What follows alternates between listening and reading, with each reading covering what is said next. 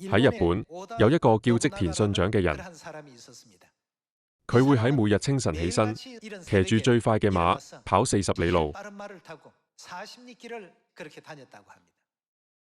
喺跑40里路嘅時候，佢總係會喺去嘅路上制定戰略，喺回程嘅時候做出決定。呢個成為咗佢日常生活嘅一部分。以前，日本曾經分裂成唔同嘅地方勢力，處於冇辦法統一嘅狀態。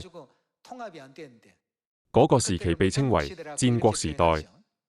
而織田信長就係完成統一日本嘅偉業嘅人。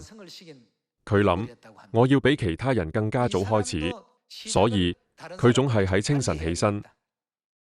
聖經記錄，耶穌都總係喺清晨，天未亮的時候起來，到曠野地方去，在那裏禱告。我們可以往別處去，到鄰近的鄉村，我也好在那裏傳道，因為我是為這事出來的。就係咁樣，上帝由太初開始就看顧福音傳播嘅過程，係咪？希望我哋都可以成為完成福音嘅人。